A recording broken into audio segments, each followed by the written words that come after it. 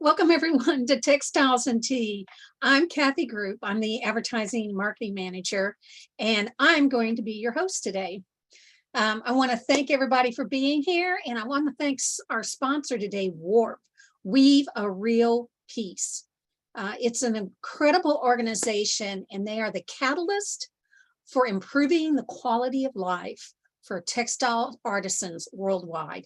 And we're probably going to hear more about them today also.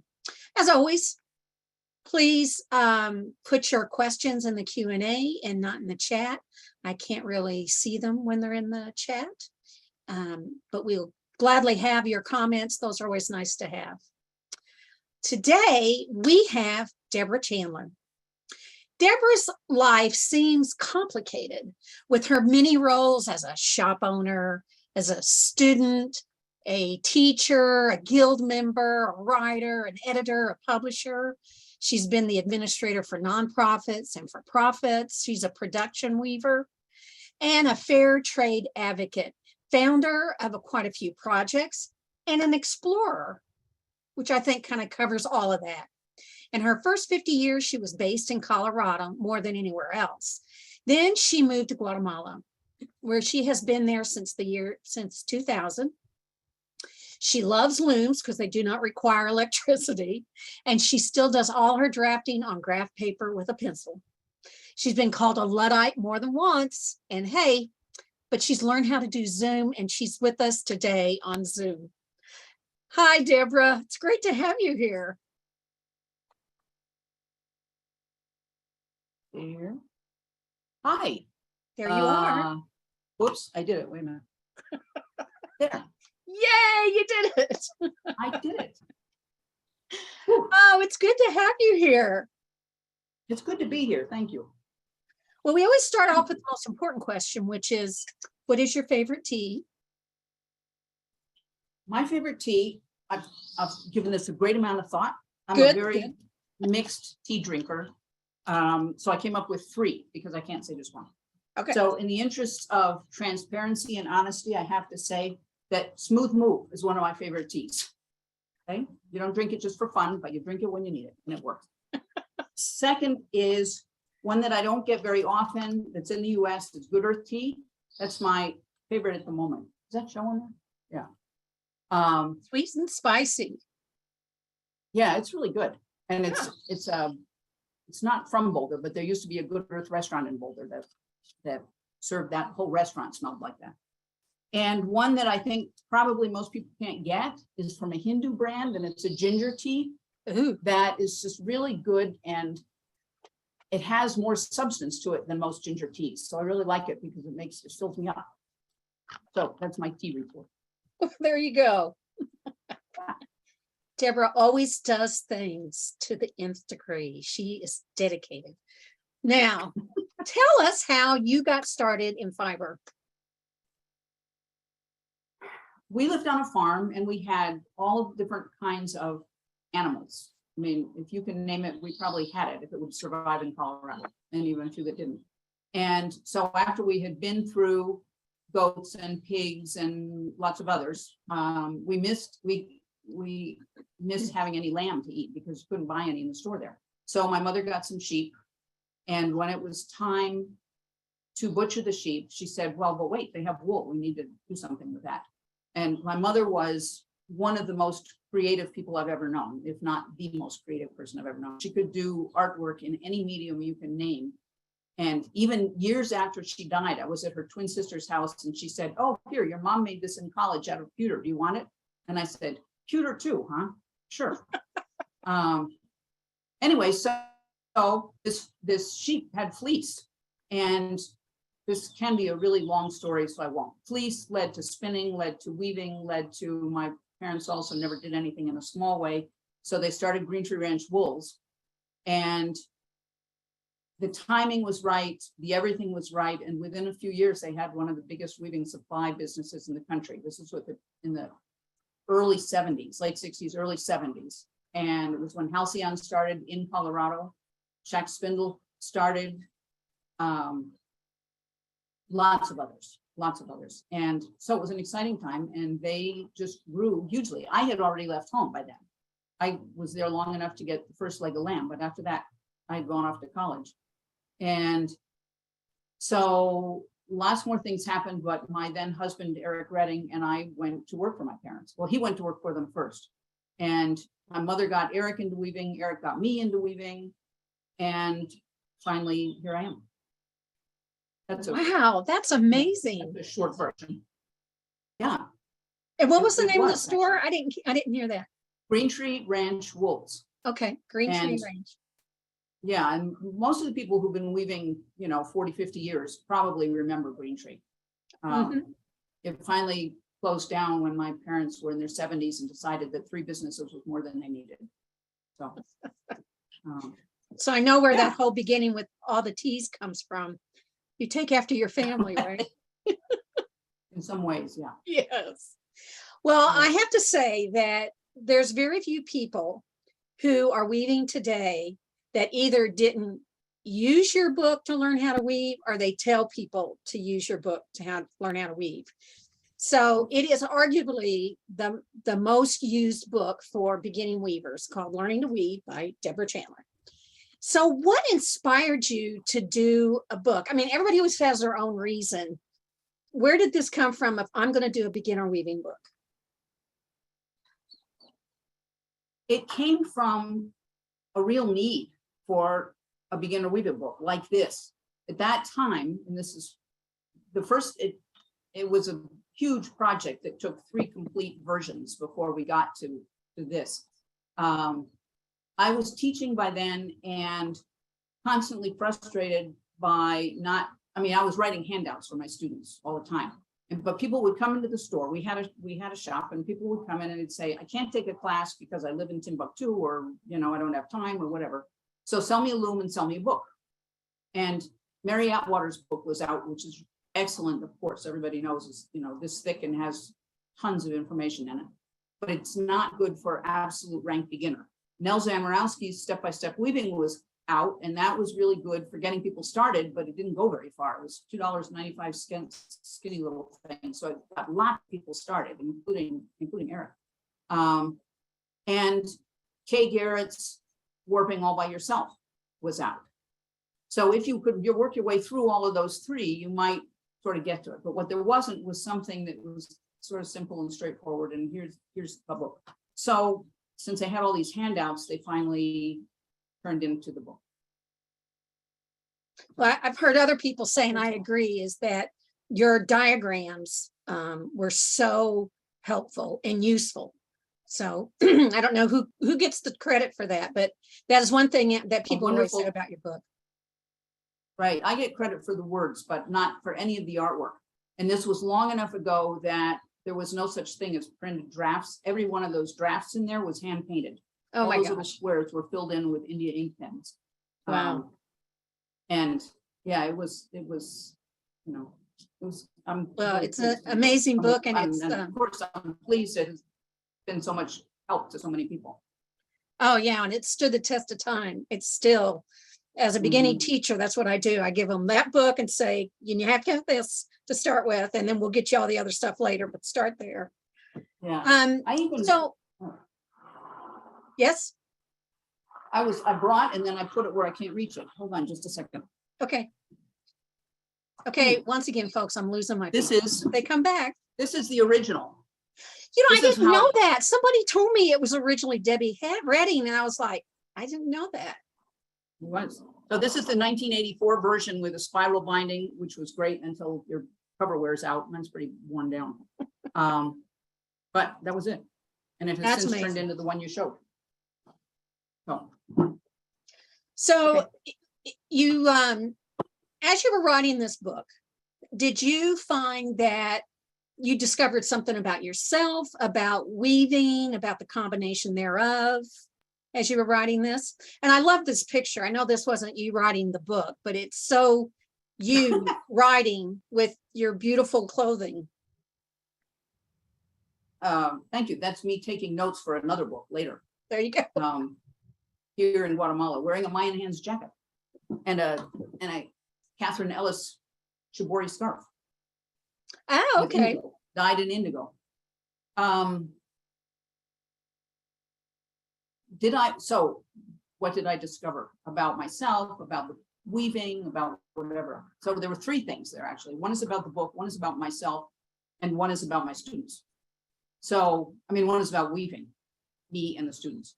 So what I learned about weaving probably was a lot of details that I hadn't thought out quite in the same way. You know, I can't remember anything specific like, oh my God, I discovered summer and winter, because I had all those pieces, but I needed to fill them in better. What I discovered about my students was that what I say to my students, what comes out of my mouth goes into somebody else's ear, down through their body and out their hands, loses a lot. And about the time that I was doing the final version of the book, I also was teaching at Opportunity School in Denver. It was the first time I had spent all my whole day with people while they were weaving. Before that, my classes in our shop had been, people come in for a couple hours and we go over what's going on with the loom, we talk about it, and then they take table looms home and they weave at home. So I never actually saw them weaving. Oh, okay. And looking back now, it astonishes me they brought in things every week. It just amazes me. Because I got to Opportunity School, nobody was doing what I said. Nobody was doing what I said. And I learned so much from them about what truly needed to be explained in detail. And that's why the book ended up so tiny step by tiny step by tiny step. Because it turned out there was a whole lot that I needed to explain that I didn't realize I needed to explain until that was happening. And what I learned about myself was that I had a very deep down terror of fame. And that sounds absurd, but it was true. And in the beginning, it stopped me from finishing the book. A deep down terror of But what? I've gotten used to it. Fame, Fame. as in recognition. Well, Yeah, you must have gotten over that because I had to. you are famous. It's like, if you want to give this book to the world, you have to get used to the idea that somebody might respond to it. So I did. Well, Deborah, I But am stumped. That's amazing that you went from that to that.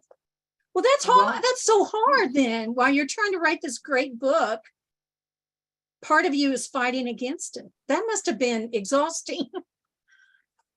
it was very strange. And I finally went to a therapist and I said, what's going on here? Why can't I finish this book? I want to do this. Why am I not finishing this? So we worked our way Wow. through it. Yeah. Well, good for you. Yeah. Congratulations. That's huge. Well, you know, I really wanted people to have the book. Well, and So we I had all to get thank past you. my own ghosts. We all thank you. And when you see the chat, you'll see that everybody's saying, I learned how to weave on that book. I learned how to weave on that book. I learned how to weave on that book. Now I want to talk about Guatemala. Okay. So you live down there part-time, right? I live here full time. I've lived here full time since 2000. Oh, okay. Longest I've You lived just anywhere travel in my back and life. forth. Right. Yes. Okay. Some years more, some years less. So how did you Not at end all up for the most there to begin with? I went into the Peace Corps when I was 40 in Honduras. Wow. And when I came home from there, I went to work for a large nonprofit fair trade organization called Pueblo to People in Houston. And I worked for them for 4 years. And while I was there, I made 2 trips to Guatemala to visit the people we worked with there. Pueblo to People worked with artisans in half a dozen Latin American countries, or maybe a bunch. And Guatemala, they worked in more than anywhere else. And I wanted to meet some of the weavers, artisans, dyers, you know, whatever. So I came down here twice for a couple of weeks each time. And part of all of that was meeting Teresa Cordon, who was the field person for Pueblo to People in Guatemala, and Daniel Garcia, who is the teacher that I tried to bring to Convergence in Minneapolis. That was a complete nightmare, and managed to successfully bring to Convergence in Cincinnati some years later. And so after I left Pueblo to People, I ended up spending 4 years taking care of my parents while they finished their life here, and then all of their stuff. And at the kind of near the end of that, I took an R&R trip back to Guatemala just for fun, with the help of another friend who had another fair trade organization. And I re-met Terry, and I re-met Daniel, and I was completely overwhelmed with a sense of wanting them in my life, both of them. And there was no way that they were going to come up. So I had to come down. So here I am. So it was like, that's where you were meant to be, right? Evidently. Yeah. Yeah. Well, And when I was a kid, I loved bananas, and Terry grew up on the banana plantations. I figured there was something in there that I just didn't know it at the time. That was a long time ago. it was a sign. Yes. It was a sign. It was- Well, as we look at some of these images from Guatemala, would you talk about what your relationship is with the work from the people and the people themselves in this area? Sure. The woman on the right, I think on my right anyway, she's one of the weavers from Santiago Atitlan, and she's working on a backstrap loom, and you can see a lot of sticks in front of her, like a multiple harness loom. It's like a very hand version of a draw loom in Wow. terms of the patterning that she's doing with it. And I didn't come down here to work for Mayan Hands. Mayan Hands had been going since the early 90s, late 80s. But once I got here, I mean, a few years after I got here, I went to work for Mayan Hands, which is a fair trade organization working with weavers in Guatemala. And oh,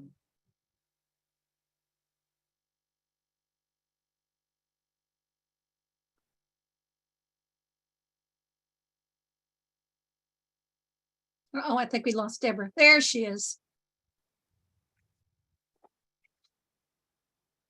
This is the problem we run into when somebody is far away and maybe doesn't have the strongest internet possible, but hang on, we'll get her back. We'll get her back. There she is. Okay, just unmute yourself, Deborah.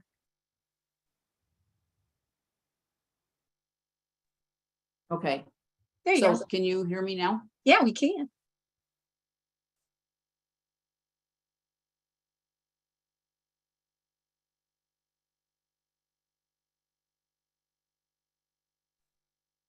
Can you hear me now? Yeah, we can. Can you hear us? Hello.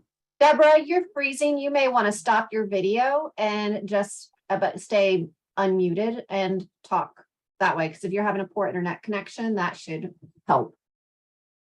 Well, how about if I turn the video off for the Yeah. moment while we've got other pictures up? Yep, that's exactly what. Okay.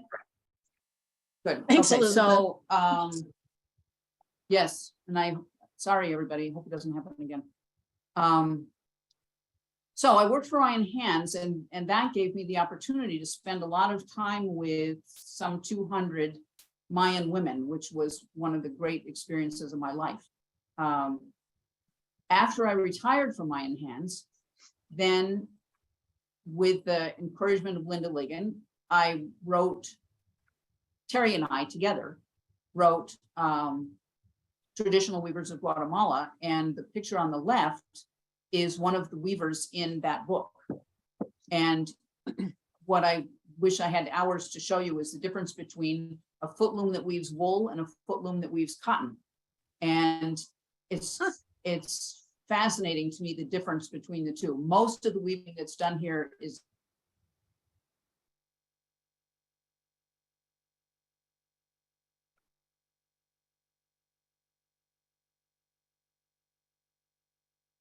When we get her back, we're going to talk more about her books in a little bit. So we'll have her back, and we'll talk some more about the different books she's written. I'm back.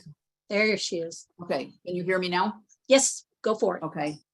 All right. There is a storm thinking about coming. That probably isn't helping any. Anyway, so the looms are really interesting. They are in some ways what we would call old barn looms, but and some things haven't changed since the Spaniards brought foot looms here, but the backstrap looms have been here, which is what the woman on the right is weaving on, they've been here for, I don't know, 3,000 years. Hard to tell exactly when. 3,472 years and 6 months.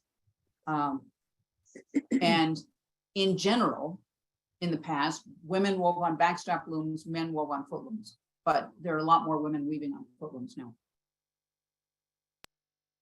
So in this image, do you remember if this is wool or cotton?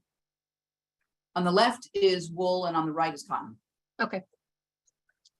Well, you're very involved in Weave a Real Piece. As a matter of fact, they're sponsoring you today. So tell us briefly about Weave a Real Piece in case somebody doesn't know who they are. But then also tell me, how Okay. did you get involved with them? How I got involved is that while I was working, do you want me to try and put the picture on or better not? Or are you going to put one on? Oh, good. Okay. There you go. So when I was working at Pueblo to People, as you know, a lot of things come across your desk. They're always intriguing and interesting. And when I was working for Pueblo to People, a lot of interesting stuff came across my desk. And I met a lot of people who were into textiles and also went to development work. And I was frustrated constantly by wanting to spend more time talking to them and finding out what they're doing and finding out what they know about weaving and all that stuff. And so in talking to some people who I know, the idea finally came through to have a meeting, to have like a conference, some kind of a get together. And so that we could just talk and get to know each other. And it turned out that the most likely time for us to be able to do that was at Convergence in Washington, DC. And so there were 6 or 8 of us there talking about this idea. And right away, somebody said, oh, I think we should be an ongoing organization, not just a one-time meeting. And that was a little bigger idea than I had in mind, but it was a good idea. So we said, okay, let's do it. And so that was in June of '92. And in August, we headed to the mountains in Colorado, and it was a different group of 6 or 8 of us. There were a few people at both, and then some more people not, and that were new. And we started hammering out the organization and creating what is now Weave a Real Piece, with more than 500 members worldwide in 26 countries. And Zoom, of course, has made a huge difference to us in terms of access to people, because before COVID and Zoom, everything was on paper through the mail. And by now we've gotten into email also. But when we started, there was no email, there was no anything. There were some faxes. That's it. And what Warp does is provide people, a lot of people say when they find Warp, they found their tribe. And it's people talking about development work, talking about textiles, talking about communities, and a lot of indigenous, a support for indigenous textile communities. And it's very exciting. And as we get better and better, this is the front page of our website, which is getting better and better. And by now there are a whole lot of different things available there. And there's a 250 plus resource book and video list. There's artisan members direct connect, artisan direct connect, for people to know organizations working with artisans who are doing fair trade or fair work, and a whole lot more. That's what. So, and we have an annual meeting every year, which has been from the very beginning. The meeting was what we were going to be all about. And that has continued. We've now had 31, we're going to have our 31st annual meeting next summer. So, yeah, and we have a great newsletter. It comes out 4 times a year. You do. It really is a community. I get the newsletters also, and it's just like, I just envision that I'm sitting around the table chatting with people. It's such a strong community. So That's great. Yeah. Good. Well, I want to go back to books and the books that you've Okay. written. As you've Okay. stated, Learning to Weave is not your only book. And I know there's more than this, but I put up 3 images of other books that you've written. So I always say this, it's a lot of work to write a book. So what was the catalyst for you to start writing these books? Obviously it's about Guatemala, but why these books? Well, the real catalyst, truth be known, is Linda Ligon, Oh, who is a okay. publisher who most people in the audience know who she is. She started Interweave Press, and then she later started Thrums Books. And so after Linda had done a lot of work in Peru there, she came and she said, why don't we do a book like the one we did in Peru in Guatemala?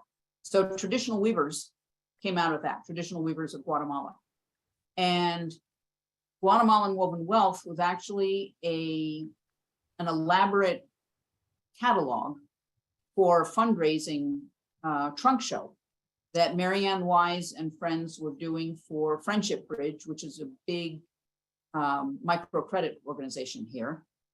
And that one was a volunteer effort by a whole bunch of people. And I actually got more credit there than I deserve, but it was nice. When I saw that, I said, oh, Linda, I want to write another book. There's my name on the book. It looks good. And the Textile Traveler's Guide came out just as COVID shut the world down. One piece of advice I would give you is don't write a travel book just before the world can't travel. But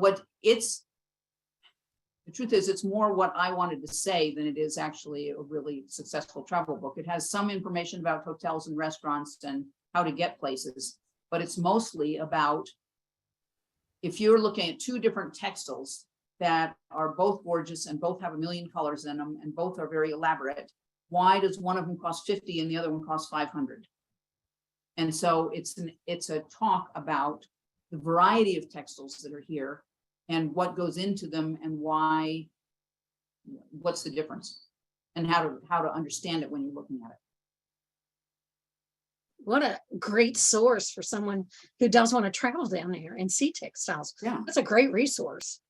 Well, and also for anybody who wants to know a lot about textiles and isn't going to go to Guatemala, but I mean, there are backstrap looms all over the world.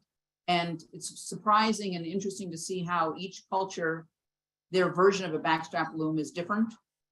It's still basically a backstrap loom, but how they get handled is different. And so for somebody who's looking at textiles worldwide, it's useful also.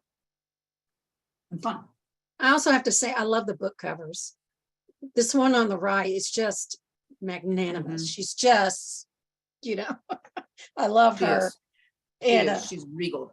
That's a word I want, not magnanimous. She's regal. Yes. And the women on the left, you want to hang out with them. I love those guys. They are, just so you know, that little white bow that's pinned to her huipil, she's just come from a wedding. Oh, okay. So if you could see that up close, it would have the names of the bride and groom on it. Oh, lovely. Yeah, lovely. Your weaving has taken you all over the place. You've just done so much through your weaving. So what would you think you'd be doing now if you hadn't started weaving? Actually, of course, I have no idea. But when I was a little girl, I was born in New York and lived there until just before I turned 13. And I just always assumed I was going to be a concert violinist. And that was I never even thought about it. I just knew that's what I was going to do. And then we moved to Colorado where there were no string programs in the schools. Oh. And, but my next favorite thing was there, which was cowboys. And I really wanted to be a cowboy. I think probably, well, I don't know, probably, who knows, probably, but I'd say there's a reasonable chance I'd have been a journalist, a writer. Oh, yeah. Yeah. Well, you are a writer. I am a writer, but I'm not a get it into the newspaper at 2 o'clock in the afternoon every single day kind of writer. Yeah, we'll see. That may be your next trip, I think. Maybe. Now, the next image is something that you've woven, and these are curtains, and these are what I'm going to make. I'm going to do this. This is a great idea. They're gorgeous. And, but I'm curious, with all that you do, you're writing and you're traveling and you're taking care of this organization, you're involved in that organization. Do you have time to weave? And if you do, what do you want to weave? Well, thank you for liking the curtains. They're brand new. They just got put up last week and they're right in front of me right now. I'm one of the few people, I'm almost embarrassed to say this, but COVID has been very good for me. And one of the things it did was by letting me stay home without having to make excuses to stay home, I started weaving, and I've probably woven more in the last 3 years than I have in the last 20. So that was good. The other thing is that 3.5 years ago, I fell and broke my back. And so weaving, it was a really slow start. In the beginning, I couldn't weave more than 20 minutes a day. By now I can weave nearly as long as I want to. So it was a gift for doing things, for getting me back into something that I truly love, and also great physical therapy in its way. And what I weave, most of what I weave is presents for people. And in the last few years, we've discovered that I can do that and end up with donations for work out of it, which is pretty nifty. And so I weave things for myself when I want things for myself. And when I don't need anything else, then I think of who else I could give something to. And what would they like? So what's on my loom right here, right now, is an almost finished blanket for Phyllis Alvin, who a whole lot of people in the audience know Phyllis. Probably most people don't know that Phyllis has been in and out of hospital and rehab centers for almost a year now. And her husband was saying that when they go outside in the wheelchair, it's getting chilly now. And I said, you know, there are probably 100 weavers out there who would like to weave a blanket for Phyllis. And they didn't pick up on that like they were supposed to. What he said was, we'd love to have a blanket from you. And I said, well, I have a tiny bit of wool left. I'll see. Mostly what I have is cotton, and that's too cold. So I'm about to finish this blanket for Phyllis, and I'm really happy. You're so giving. That's such a lovely gift. That's a great gift. And I think a lot of people may know of Well, I hope Phyllis. she likes it. How could she not? How could she not? Phyllis was supposed to be at Convergence and at Complex Weavers, and because of her illness, she couldn't be there. So I encourage you all to send cards and letters to her, right? We've put up her address in the chat. Right. And almost all of us know what it's like when you're down. You're sick, you can't get out, you can't do things, you're struggling. How nice it is to get a card or something. So if you know Phyllis, you know, send her a card, say hey. She would Or really even if you don't. What? Yes. Even if you don't know Phyllis. It's true. Even if you don't, that would Say, really I'm a surprise weaver. her. Yeah. We're that weaver family again, that clan. Right. Absolutely. Well, I always am curious about relationships between artists and their perception of color and how they deal with color. And you being in a part of the world where color gets treated a lot different than in other parts of the world, I was curious, has your work changed, do you think? The more you weave, the more you're in Guatemala over time? I think, so if you look at the picture on the left of the samples that are there, what you will see is that every one of them is only 2 colors. And when I first started teaching myself to weave, I took a lot of classes. I was as much of a workshop junkie as anybody. That was how I needed to learn, because when I tried to teach myself, it was a disaster. But one of the things I learned early on was, which is the other reason I wrote the book, by the way, because I had such a hard time learning that I wanted to make it easier for other people. When I started, I wanted to learn as much as I could as fast as possible. So I would do these samples or these pieces. I didn't do samples at first. I did pieces because, of course, we only want to make a wonderful thing, right? And they were horrible, but I never knew why. I was trying to do so many things at one time that I didn't know why they were horrible. I didn't know if the weave structure was wrong, or the yarn was wrong, or the colors were wrong, or the beat was wrong. It could have been everything. It probably was everything. I don't know. So I finally just said, okay, forget about color. We're going to do one color only, or maybe 2 colors to show the contrast. And then after a year of that, I said, oh, now we can try 3 colors. Whoa, let's see. So I'm not really a color person, but at that time, I also had the enormous advantage. I was working for Green Tree for my parents, and they were importing yarns from Scandinavia. And these were the most gorgeous yarns in the world, mostly wool, but also cotton and some cottling. Our best-selling line of yarn had 123 colors. The skimpy ones had 45 colors. I never had any interest in dyeing because I didn't need to. I had so many colors available to me, there was no reason to get into dyeing. So I come down here, and of course, everybody's using a million colors all the time, like this, right? And I like warped stripes. I'm not crazy about weft stripes, but I like warped stripes. And so that's what's on the right there. And that warp actually is the warp for one of the pictures that we already went by that you probably wouldn't even guess that it was that. It's a shawl. And what I really like is texture. So I got into different patterns and structures. And what I tell people is I'm not an artist, I'm a great engineer. And so I like drafting and I like designing new structures or figuring out existing structures, whatever like that. I would say the biggest effect that being here has had on my weaving, besides once again an availability of a million colors, is that I no longer think that 20 to the inch is fine weaving. That the weavers that we work with at Mine Hands, the only reeds I could buy here, an 18 dent and a 23 dent, and they use them for 46 to the inch and 72 to the inch. And I wove something, well, this blanket is set at 12 and it's like, this is so loose. How could this be anything real? You know, it's way more common now that I'm weaving 15 to 30 to the inch. Huh. I don't know if I answered your question, but somewhere in there, maybe. Yeah, here's a picture of what you were talking about, is that this is a great representation because it's two colors, I think, and it's texture. So I see what you're saying. So it's almost like when I'm asking the question, how did color change with you being down there? It sounds like other things changed more.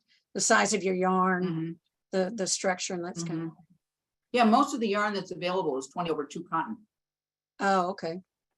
Okay. So, and that picture that just was on and went off is a blanket that I wove for Terry that is Finnish wool, wool from Finland, that kind of Finnish wool, in 2 weights and 2 different colors, but it comes out looking like 3 different yarns. Oh, okay. Well, we're going to kind of shift gears here, and I wanted to ask you about something because this is kind of a not a hot topic, but a lot of people are talking about this right now. So there's a lot of conflicting opinions about who should be weave structures if they're considered indigenous weave structures. Like someone like you've immersed yourself in that community, in that culture.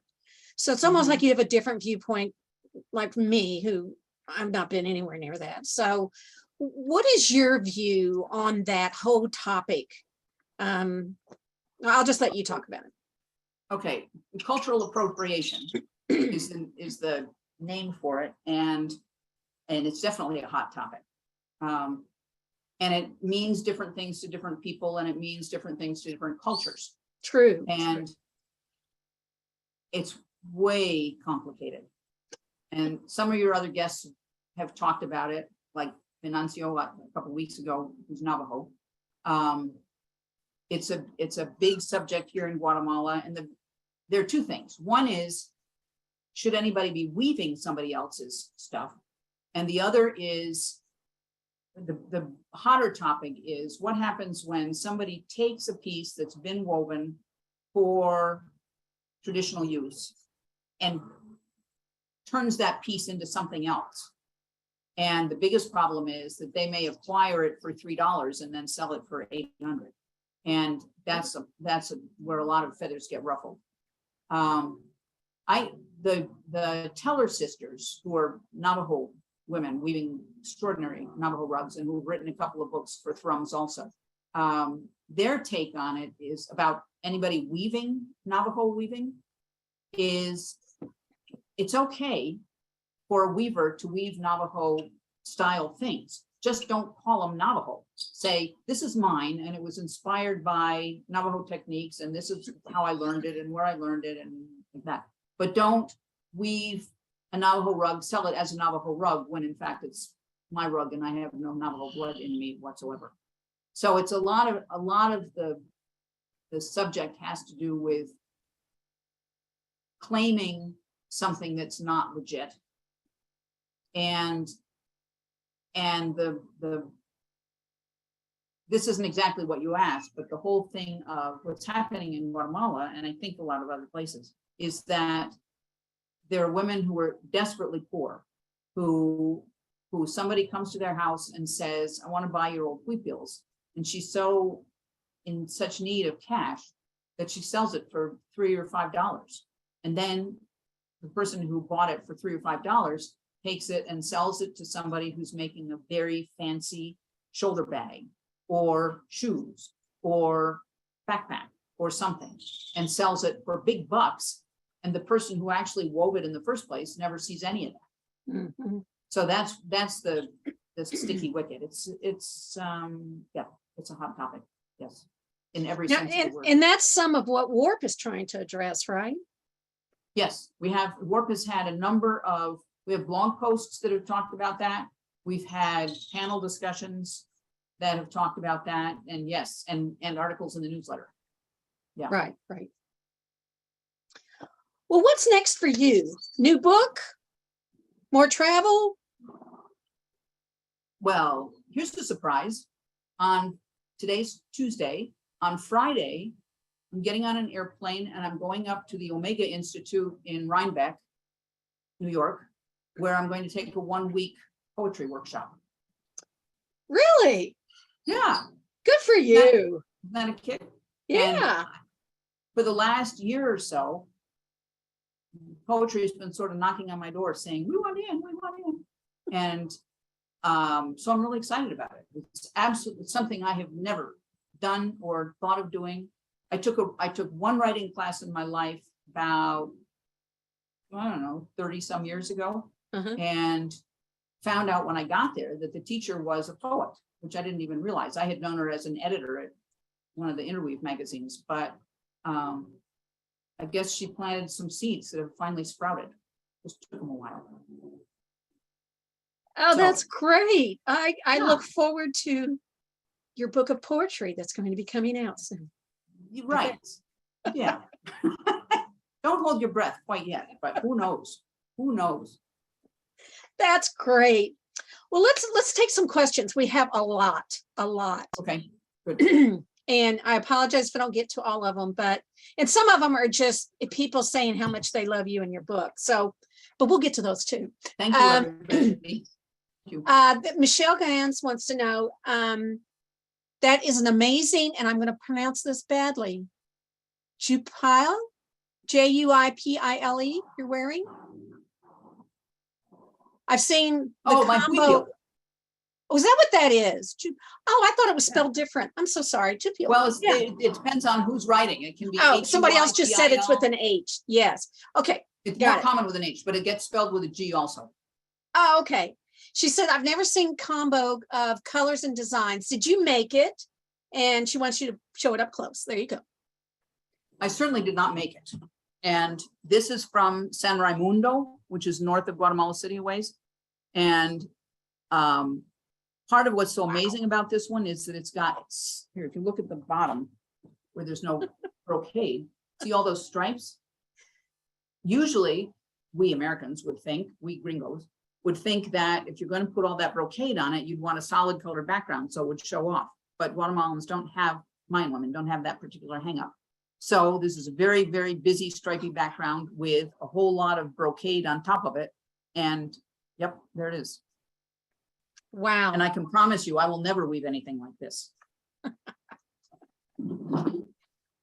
Andrew Shire says, hi, Deborah. yeah. Love Andrew. Hi, Andrew. I told you we're going to get a lot of hellos.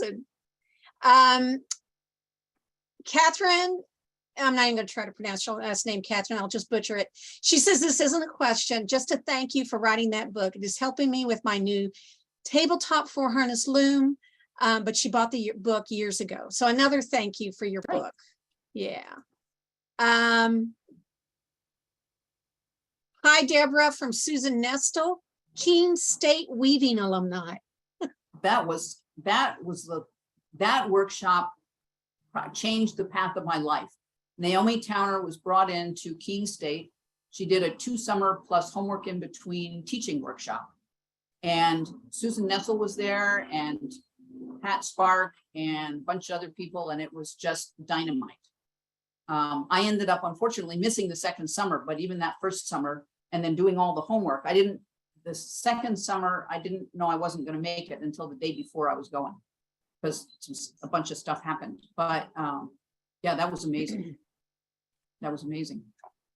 Ruth Howe. Hi, Ruth. I have that first book signed by you, Deborah, at a class in Harrisville in 2008. Wow. Another alumni for your training. What was your job description in the Peace Corps? I was water and sanitation, Oh, okay. doing water and sanitation. Honduras does not have a weaving culture. Pretty much nobody around here does except Guatemala because it's a Mayan thing, and the Mayan populations further out have been more successfully eliminated. But there's still almost half the population of Guatemala now is Mayan. And so there are, by conservative guesses, more than 500,000 weavers here. Oh. Are there any Guatemalan weavers that use natural dyes in their weaving? And did Catherine Ellis go there to teach? That's from Sarah. Yes and yes, both. Okay. Catherine Ellis came down and worked with one of the Mayan Hands groups, which was a wonderful experience. She came down, she and Donna Brown and Diane de Sousa and Rocio Mena Gutierrez came down over 2 different periods. And in the village of San Juan La Laguna on the lake, out on the lake, Lake Atitlan, natural dyeing is becoming a big thing again. And they right. like to claim that they've been doing it because their parents did it, their mothers did it, and their grandmothers and their grandmothers. It actually had pretty nearly died out, and it's coming back. And now that's kind of the identity of the town, is hand spinning and natural dyeing. Come on down. It's Sarah also wanted to know, is weaving passed down through the families? Yes. Okay. Yes, there are a few exceptions to this, but in general, girls learn from their mothers and boys learn from their fathers. And it's gone on for, I mean, when Daniel Garcia, who I said was one of the people I wanted to know here, he was born under a loom. His father was a weaver, his grandfather was a weaver, and his wife's loom was her grandfather's grandfather's loom. Wow. Yeah. That's amazing. Yeah, it is such a different sensation being among people where weaving is to them like brushing our teeth is to us. It's just something that everybody does. It's just part of life. Well, I've got 2 people asking about your tours. One says, hi, Deborah. I have been on a number of your Mayan Hands textile tours in Guatemala, and I just loved all of them. Will you ever do tours again? And someone else asked that. Marie France Gosselin. Yeah. She was Hi, on your Marie tour. France. She said she loved it. And then Darlene Lander wants to know, are you going to do any textile tours in Guatemala? I don't know if I am or not. I'm taking a break, and then COVID came and that helped me take more of a break. I sort of go in cycles when I like doing it and then I need to back off for a while. But Mayan Hands certainly will be doing tours again. and we'll have somebody equally wonderful leading them, I promise.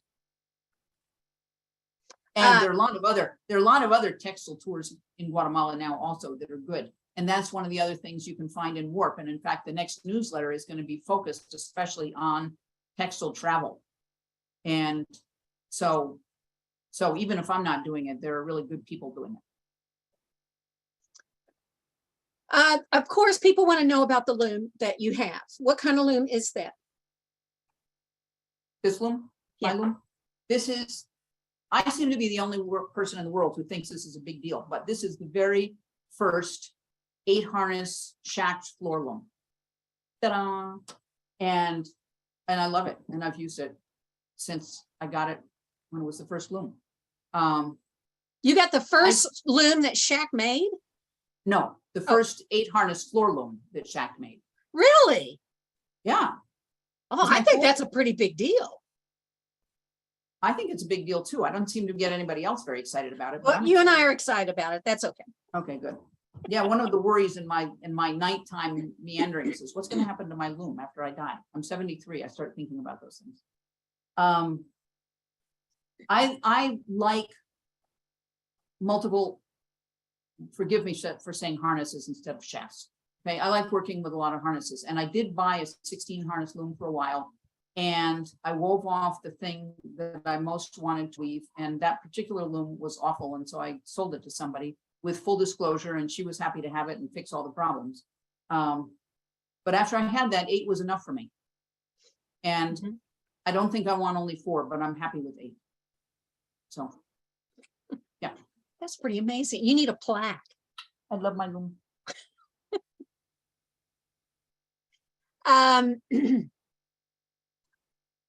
Kay Crippen has been commenting several, she's very into this. She said she lived in Indonesia and learned how to batik to understand the process and meaning in more detail. So I'm assuming she's referring to why we learn a particular technique or whatever, so that you can learn more about it and understand it better. Now this one, I have to hear this, and I don't know if we have time for the answer, but somebody said you once wrote an article about weaving without using your thumbs. About what? Weaving about my without thumbs? using your thumbs? Nope. The only thing I can think of that would apply to is that when I was teaching and talking to people about how your body doesn't work like my body and that you have to learn to do things that fit your body. One of the exercises I used to do with people is say, use your thumbs Oh. to touch the palm of your hand. I can't. There's a space there and I can't reach the palm of my hand with my thumb. Most people in the United States can, or at least of the people that I have tried this with, most people can. That means that there are things that you can do that I can't do. But I don't know if that has anything to do with what she was thinking about or not. It sounds like it. That's a great comment. That's a great way of looking at it. Mhm. It's the only Um, thing I remember ever saying about thumbs. Carol Ireland wants to know, do you do weavings like the Guatemalan textiles, or do you weave on a backstrap loom? I don't weave on a backstrap loom because it's way too hard. I mean, I have woven on a backstrap loom and it is brutal on the body. And I especially it? wouldn't do it now Oh, with my back. My back is in pretty good shape now, but I think weaving on a backstrap loom would do me in really quick. It's very hard, and it's very hard on the women who do it all their lives. Sherry Miller said, I still remember your wonderful Peters Valley workshop years ago. I still look at my notes from that workshop. See, you have this huge fan club. Yesterday, I was wearing my Peters Valley t-shirt all day. Peters Valley will love hearing that. Yeah, it's great. It has a quote on it that says, perception of beauty is a moral test. Oh, wow. Isn't that good? Yeah, I like that. Yeah. Makes me want to go to Peters Valley, get a shirt. Oh, you should. You should. Janet Shaw said, thank you so much. I learned to weave with your book in the 80s. I have given this book to so many learning. Our guild was just talking about you. Ooh, thank you, Jane. And I hope they were saying nice things. It was, I believe it was the Chattahoochee Handweavers Guild here in Atlanta. Oh, cool. Yes. They were talking about how you were going to be on today and they were talking about your book. Okay. This is from Jane Stafford. Hi, Jane. Thank you, Deborah, for giving the gift of weaving to so many weavers around the world. Oh, that's nice. And it's true. You really have. And I think it's a lasting gift that because I love it that you were experiencing what everybody else was experiencing. And so you went and wrote a book to make it easier for you and everyone else. So thank you so much. Judy wants to know, will you return to the US and teach? Not until after the poetry, right? So I love teaching more than almost anything. It's in the, the top two things of my life.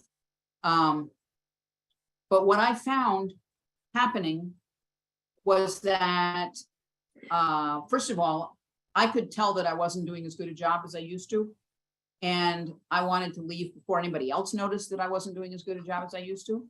And the second thing is, and not second, but part of that is that business about me being a Luddite and only wanting to draft on paper and all that stuff. It became real clear to me that I needed to know more about what was available on the internet to be able to share with my students, because that is such a huge part now. So, Yeah. Electronic guilds or Ravelry or Facebook pages. I mean, I know a lot more about it now than I did before COVID. Mhm. But there was a big space there that I wasn't able to tell people that they needed to be able to learn. So Jane Stafford, for instance, it's all online. You're going to get all of that tech stuff at the same time that you're getting the weaving stuff. So I'm happy to leave it to the next generation to do that. Well, I can't believe it, but we're going to have to stop for today. Thank you so much for being here and being on the show today. Everybody is just so excited to see you. And I know for me, it was great to put a face with that book. I've known that book for so long. It's great to see you and know that who's wrote that wonderful Thank book. you. So thank you so much. It used to have a picture on it. But, that was a while ago. So a big thank you to Warp, Weave a Real Piece. I'm glad we got to talk about them some. Not only are they the sponsor of the episode today, but they're a wonderful organization, and I encourage you all to go check them out. Their website is weavearealpiece.org. If you or your business or your guild would like to sponsor an episode of Textiles and Tea, please go online to weavespindye.org and you can be a sponsor. Your sponsorship helps support all of these programs, whether it's Spinning and Weaving Week, Textiles and Tea, and some of the other programs that we have coming up. And along with this, we're doing a thing this year. We're doing our 100th program in Textiles and Tea in November. Can you believe that? And we're trying to raise 100 donations of $100 by November the 29th. So if you donate, we'll be able to make our thermometer look a little bit better. So I encourage you again, go to weavespindye.org and donate $100 so we can make our $100 by November the 29th. If you've missed any of the episodes, you can watch them again. A lot of people were asking today, can I watch this later? You can. You can watch them on Facebook. We are putting them also on excuse me, we're putting them also on YouTube. And I encourage you to go in and subscribe to the YouTube channel, because when you do, you get a notice when a new one has been uploaded. So I encourage you all to do that too. Next week, we're doing all the heavy hitters right now. Next week, I'm so excited. First, I get to have Deborah on the show. Next week, John Marshall. I'm excited. So thank you all so much. Thank you, Deborah, again. It was a privilege to talk with you. And I hope you'll have a wonderful, wonderful week. I will see you next week. Happy tea.